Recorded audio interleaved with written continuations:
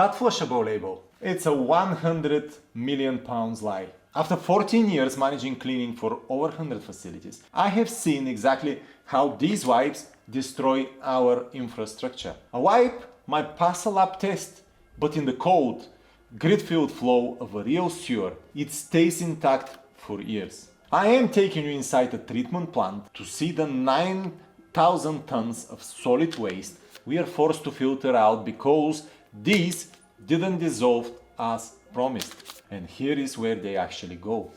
Yeah.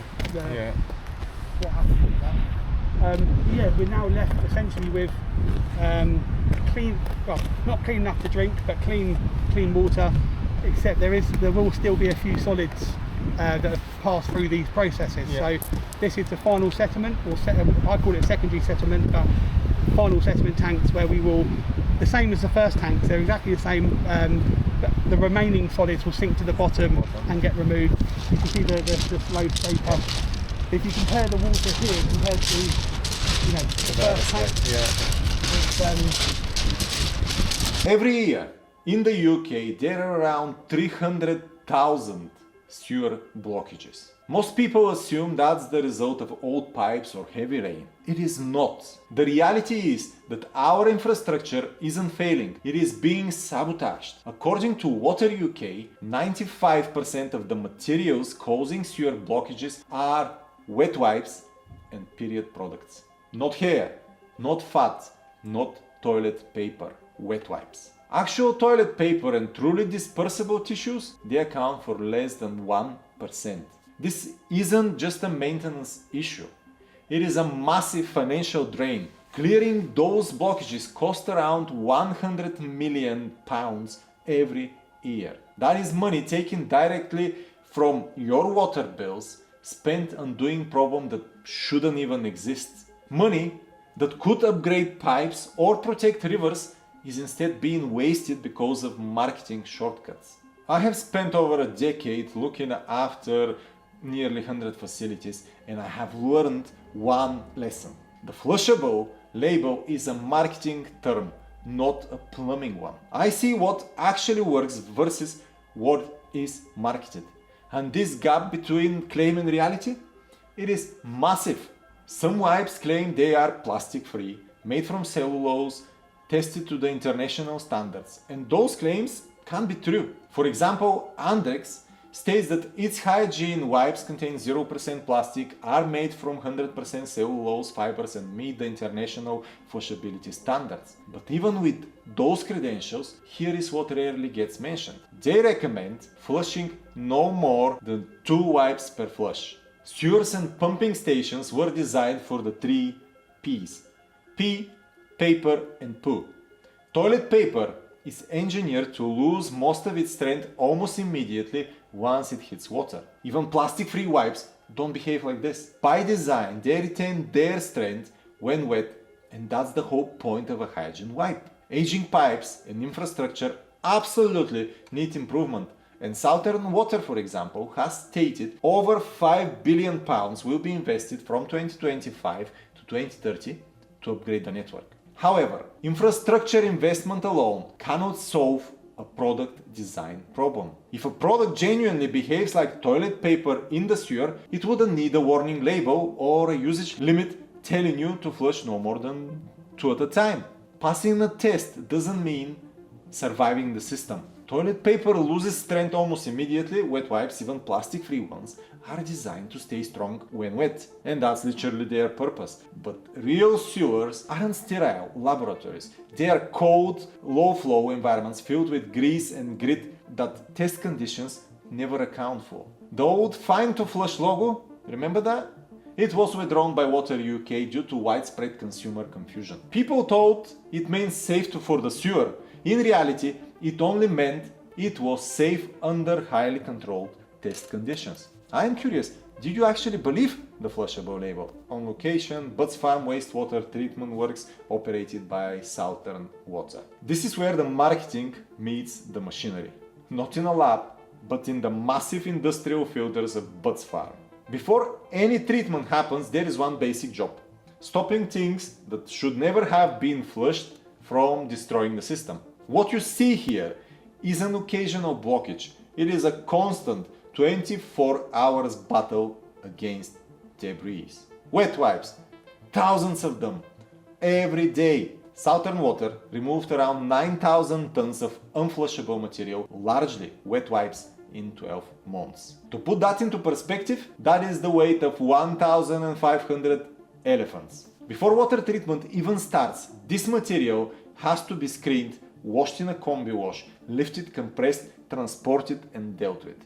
Much of it ends up being reused as a landfill blanket to help control gas emissions. So my name is Matthew Collins. I am the Fat Oil and Grease and Unflushables Manager here at Southern Water, and I've been with the company around 17, 18 years. My team are responsible for education around sewer misuse. Unfortunately, we have almost 70% of blockages every year that are caused by the wrong things that go down sinks and toilets. And my team are responsible for identifying hotspot areas where we have these issues and then targeting the customers in those areas with education and advice on how they can help prevent these issues from reoccurring. At every treatment works, we will have a set of screens which essentially have small 1mm holes to allow water to pass through. But what we're removing is essentially anything that is solid. So it could be leaves, it could be wrappers, wet wipes, sanitary products, dental floss, everything other than pee, poo and paper is removed in this process. It's constant and ongoing. You won't see the unflushables coming out of the screening pipe constantly. It will come in stages, but it is a constant process that happens 24 hours a day, 24/7. So we're always having to remove unflushables and other things from our wastewater. So over a year, not at Bud's Farm, but in Southern Water's area from all our treatment works, I would say we roughly removed 10,000 tonnes of unflushables from our network at the treatment works. In an 8-month period, we remove around 6,000 tonnes. I would say between 9,000 and 10,000 tonnes per year, which is an incredible amount of unflushables. And the majority of that, is it wet wipes? Yeah, I'd say majority of what comes through is wet wipes, in particular the plastic wet wipes, but all kinds of wipes will come through. And also I would say mainly wet wipes, but also sanitary products is the next biggest thing that arrives at the treatment works. Flushable wipes don't behave any differently to plastic baby wipes when they get flushed down the toilet, especially in the first stage of its journey in the sewer. So the sewers are very slow flowing and small, and they will not break up in those conditions. The flushable wipes, if it's lucky enough to manage to not cause a blockage and get much further down the sewer where the sewers become bigger and faster flowing, in those conditions they may break up slightly, but does not break up like toilet paper, which is why we still say only flush the 3 Ps, pee, poo and toilet paper. Even flushable wipes should be going in the bin. If there's anything that behaves like toilet paper that gets flushed down the toilet, you wouldn't see it at the treatment works because it breaks up into nothing. It basically it dissolves into milky water essentially. There's no solid matter in toilet paper when it's broken up, so you won't see it. It will get the small particles will get removed in the treatment process, but you wouldn't see it. Every year, Southern Water spend approximately £19 million a year dealing with issues that unflushables, so whether that be wipes, period products, cotton buds, fat oil and grease, cause in our network. So we're spending a lot of money every year trying to deal with this issue when it's all preventable. It's wasted money essentially. Yeah, so when unflushables arrive at the treatment works here at Bud's Farm, they go through a screening process where we remove all the unflushables. And what we do with that, it goes through what we call a combi wash, where we wash the unflushable items. It then gets turned into a blanket, which we use to cover landfill sites to help keep the gases from landfill sites in.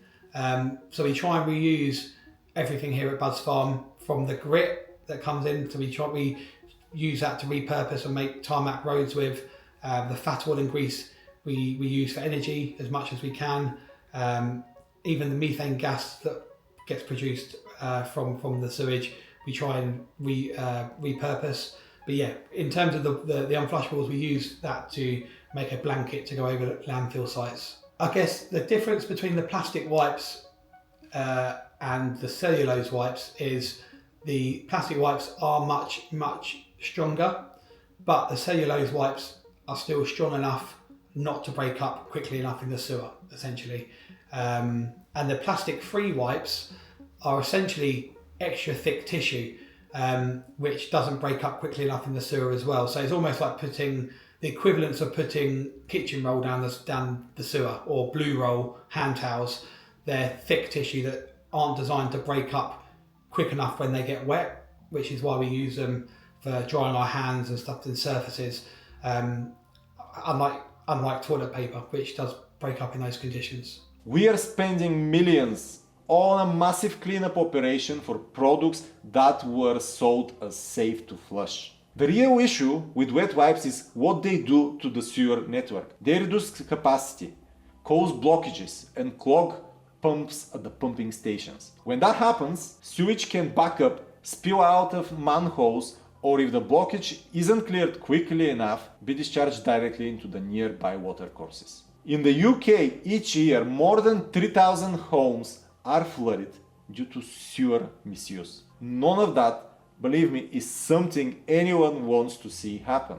A blocked pipe doesn't just stop the flow, it changes where the sewage ends up. And another massive issue is littering. The number of wet wipes found on the UK beaches has skyrocketed up to 400% in a decade. Even the eco-friendly plastic-free wipes aren't a magic solution. In cold, moving water, they degrade so slowly that they still end up on our shorelines, get ingested by marine life, and eventually end up even in our food chain. Less bad is still a burden on the environment, and the UK government has seen enough. In November 2025, the UK government finally confirmed a ban on single-use wet wipes containing plastic in England. But there is a major problem. Plastic-free wipes, the ones we have seen failing the system today, are not included in the ban.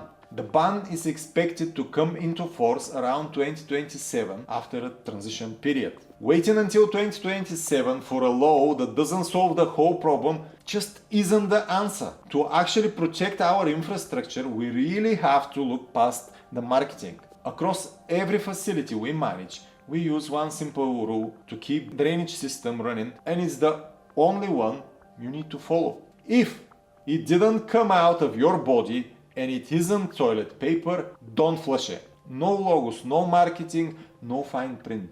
It really comes down to three things. It saves your plumbing, it protects your water bill, and it keeps sewage out of our rivers. So bin the wipes, even the ones that claim they are flushable.